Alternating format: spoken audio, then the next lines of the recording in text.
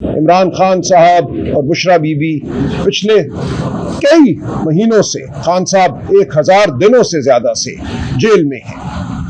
ان کے خلاف مقدمات کی نوعیت قوم کے سامنے ہے۔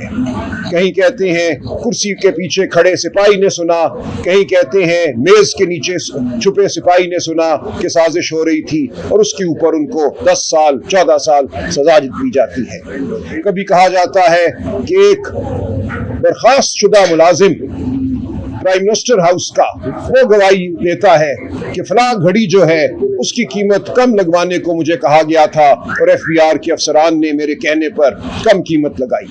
نہ ایف بی آر کے افسران کے خلاف مقدمہ بنتا ہے، نہ اس شخص کے خلاف مقدمہ بنتا ہے عمران خان اور بشرا بی بی کے خلاف۔ تو یہ ہے کل ان مقدمات کی حقیقت، یہ لغو مقدمات ہیں۔ لیکن ان مقدمات میں کھوکھلی سزاؤں کے نتیجے میں عمران خان صاحب اور بشرا بی بی جیل میں ہیں۔ جیل میں ہر قیدی کے کچھ حقوق ہیں۔ یہ حقوق پاکستان کا قانون بھی دیتا ہے، پاکستان کا آئین بھی دیتا ہے۔ ان حقوق کا تعلق رائٹ ٹو لائف سے ہے، زندگی سے ہے۔ جیل جا کر انسان ہی رہتا ہے۔ انسان کے بنیادی حقوق بدستور قائم رہتے ہیں۔ ان حقوق میں شامل ہے اس کا ذہن کی آزادی، بات کرنے کی آزادی، ملنے کی آزادی۔ ایک قاعدہ ہے، ایک قانون ہے، اس کے تحت آپ مل سکتے ہیں ان لوگوں کو جن سے آپ ملنا چاہتے ہیں، بالخصوص اپنے خاندان کے لوگوں سے، اپنے وکلاء سے۔ عمران خان کے خلاف اور بشرا بی بی کے خلاف آج سینکڑوں مقدمات ہیں، لیکن صورتحال یہ ہے کہ ان کے وکلاء کو ان سے ملنے نہیں دیا جا رہا۔ ہم وکالت نامے بھیجتے ہیں دستخط کے لیے، وکالت نامے دستخط کرا کے ہمیں واپس نہیں دیے جاتے۔ مہینوں ہم وکالت ناموں کے بغیر رہتے ہیں، اور ان کے خلاف مقدمات کی بھرمار جو ہے وہ بڑھتی چلی جاتی ہے۔ بہنیں ملنا چاہتی ہیں، بشرا بی بی کی بیٹیاں، خاندان کے دیگر لوگ ان سے ملنا چاہتے ہیں، ان کو ملنے نہیں دیا جا رہا۔ آپ جانتے ہیں عمران خان صاحب اور بشرا بی بی دونوں کو عارضہ لاحق ہے آنکھوں کا۔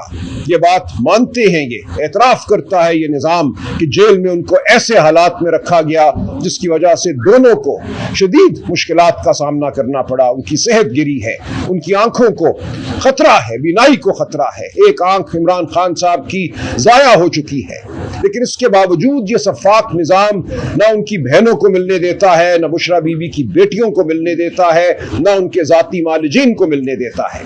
عمران خان صاحب کے ذاتی معالجین جب سے خان صاحب جیل میں ہیں 5 دفعہ ان کا معائنہ کر چکے ہیں، اور یہ اس دور میں معائنہ ہوا جب خان صاحب کی صحت ٹھیک تھی۔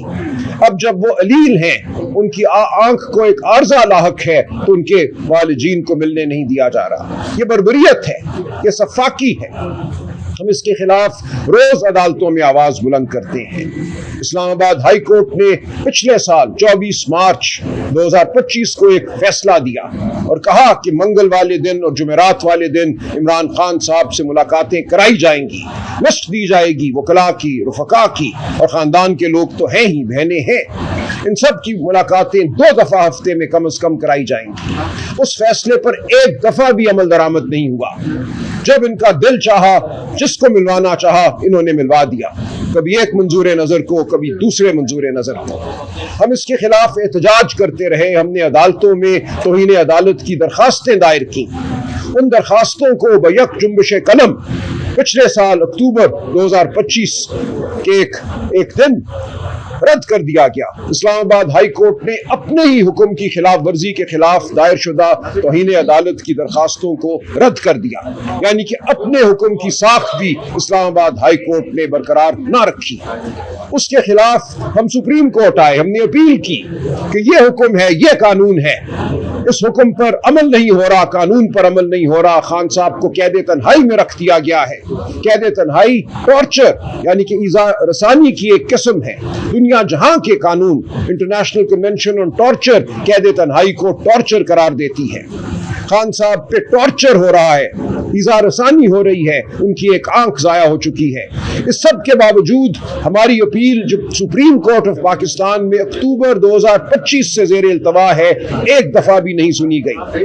ہم نے ارلی ہیئرنگ جلدی سماعت کی درخواستیں دی ہیں, ہم جا کر ملے ہیں رجسٹرار صاحب سے, التجا کی ہے کہ اس کو لگایا جائے اور بتایا جائے کہ پاکستان میں ایک قیدی کے کیا حقوق ہیں, عمران خان کے کیا حقوق ہیں, بشرا بی بی کے کیا حقوق ہیں. طے کر دے یہ سپریم کورٹ کہ ان کو ملنے کا حق نہیں ہے, کہ ان کو کال کوٹری میں ڈالا جا سکتا ہے, ان کی بہنوں کو, معالجین کو, وکلاء کو, رفقاء کو ان سے دور کیا جا سکتا ہے.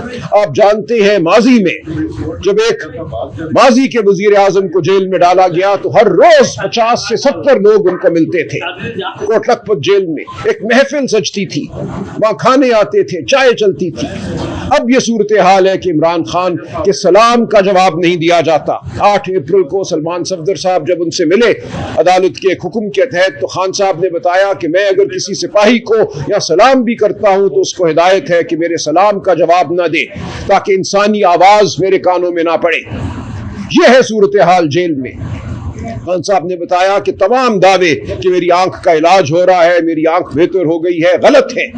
میری ایک آنکھ 85% ضائع ہو چکی ہے, مجھے صرف کچھ روشنی کا احساس ہوتا ہے اس آنکھ سے, اور مجھے کچھ نظر نہیں آتا.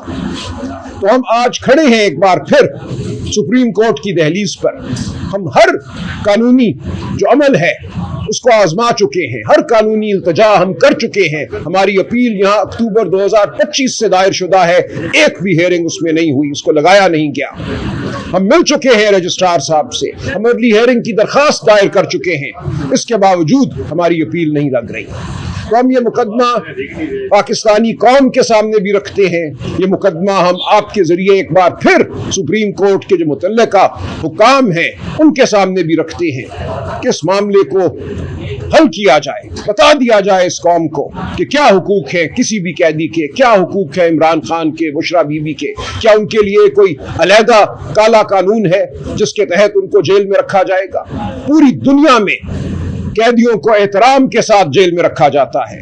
قیدی جیل میں کتابیں لکھتے ہیں, جیل میں اپنے خیالات کا اظہار کرتے ہیں, خط لکھتے ہیں. انگریز کے دور میں بھی جو ایک غلامی کا عہد تھا, وہاں بھی آپ جانتے ہیں جیل میں بسنے والوں نے, چاہے وہ حسرت مہانی ہو, ظفر علی خان ہو, پنڈت نہرو ہو, گاندھی ہو, کتابیں لکھی انہوں نے.